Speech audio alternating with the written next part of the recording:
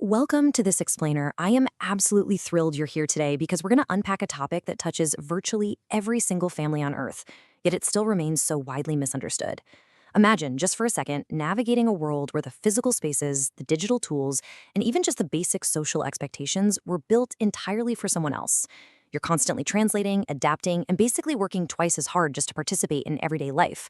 Well, today we are diving right into the fascinating realities, the systemic barriers, and the incredible diversity surrounding the disabled experience. Let's get into it. So let's kick things off with a number that should fundamentally change how we look at the world around us. 1.3 billion.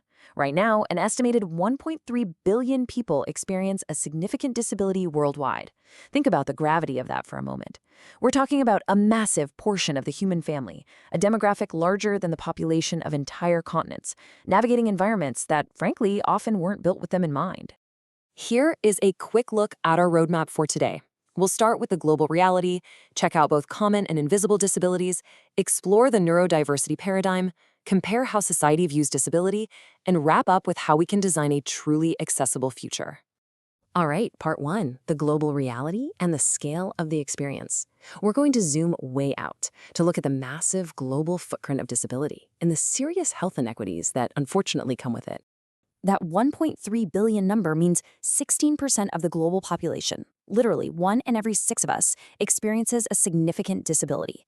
And what's really crucial to understand here is that this number is actively growing. Why? Well, as global populations age and as modern medicine allows people to survive injuries and illnesses that used to be fatal, way more of us are living longer with chronic conditions. Disability isn't some rare anomaly. It's a fundamental, expected part of the human life cycle. Honestly, if we live long enough, almost all of us will experience it in some form. But here is the really tough part.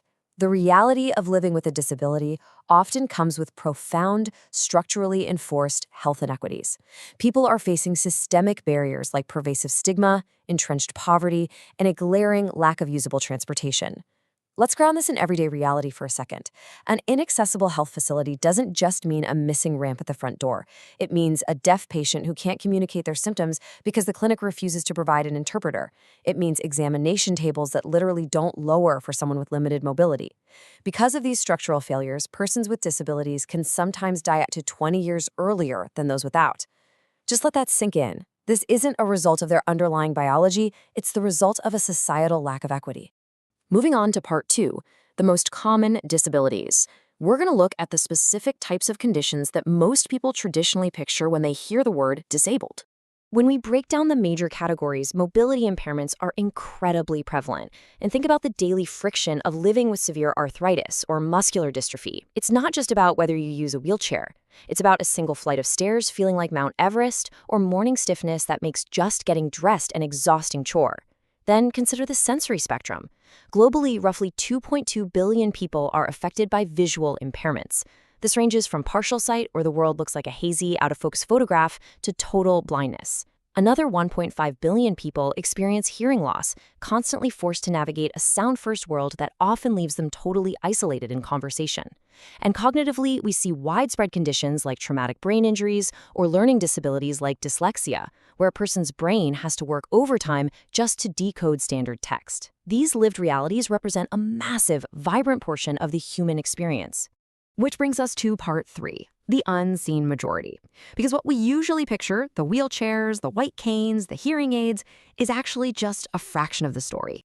This stat honestly blew my mind. A massive 70 to 80% of all disabilities are entirely invisible to the outside observer. No way, right? But think about the people you pass in the grocery store, the colleagues you sit next to in meetings, or the friends you meet for coffee. The vast majority of people navigating the world with a disability are doing so without any obvious physical indicators whatsoever. So what does this actually mean? The Invisible Disabilities Association defines this as a physical, mental, or neurological condition that isn't immediately obvious from the outside, yet it fundamentally limits a person's movements, senses, or activities. But beyond that clinical definition is a really heavy psychological toll. Because these conditions don't come with visually identifiable indicators, people living with them constantly face disregard and disbelief. They are always hearing, "But you look fine." And this forces them to endlessly explain, justify, and self-advocate for their own reality.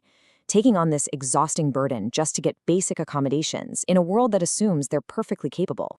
So a person might not use a cane, but they could still be severely debilitated. Let's look a little closer at these invisible experiences. Take energy-limiting conditions like debilitating fatigue. A lot of folks in the chronic illness community use spoon theory to explain this.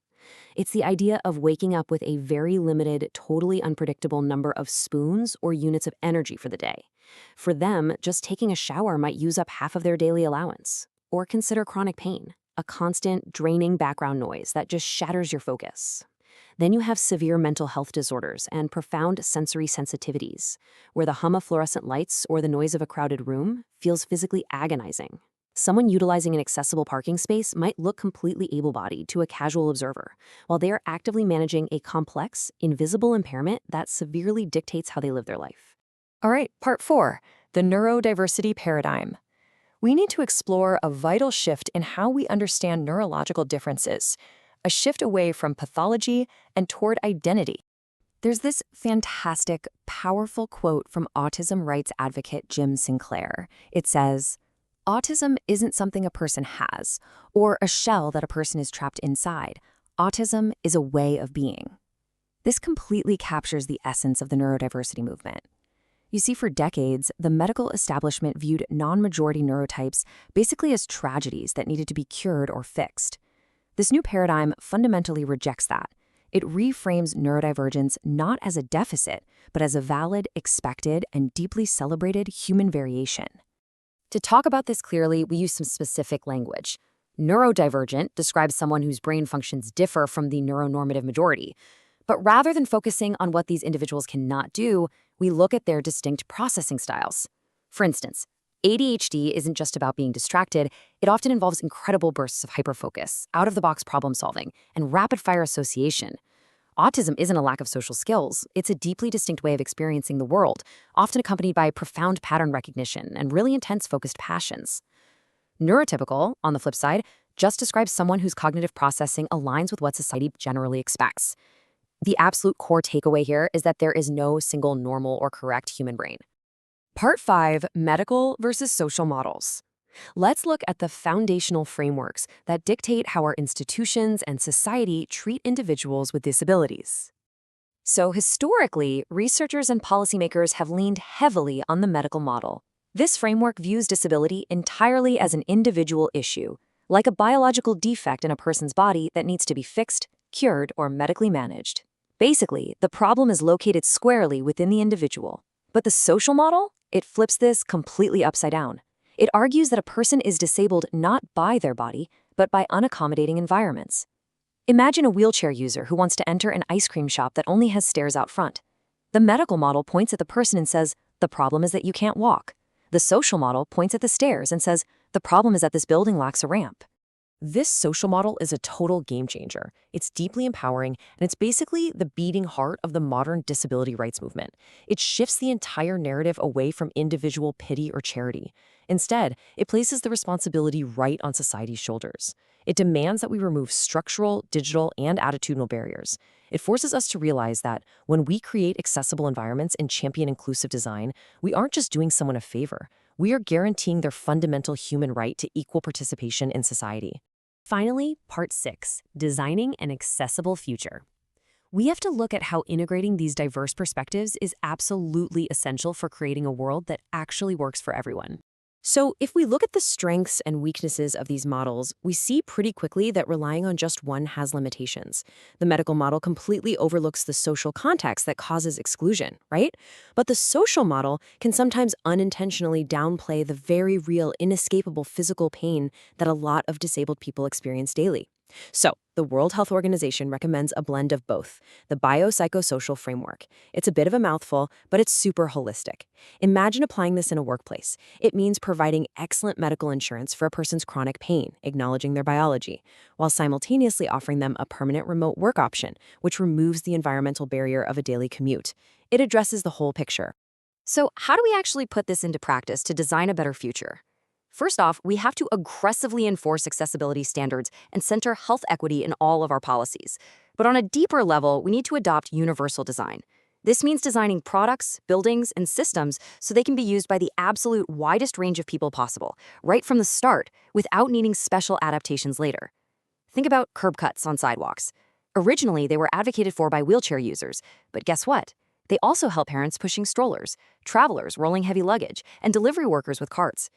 When we recognize the immense diversity of disabilities, both visible and invisible, and design for the full spectrum of human variation, we literally make the world better for everyone. So, I want to leave you with a question to chew on as you go about the rest of your day. Look around you. Are the physical and social structures in your own community actively disabling the people around you? And maybe more importantly, how can you apply the social model to help knock down those barriers in your own corner of the world? Thank you so much for joining me for this explainer, and keep asking those important questions.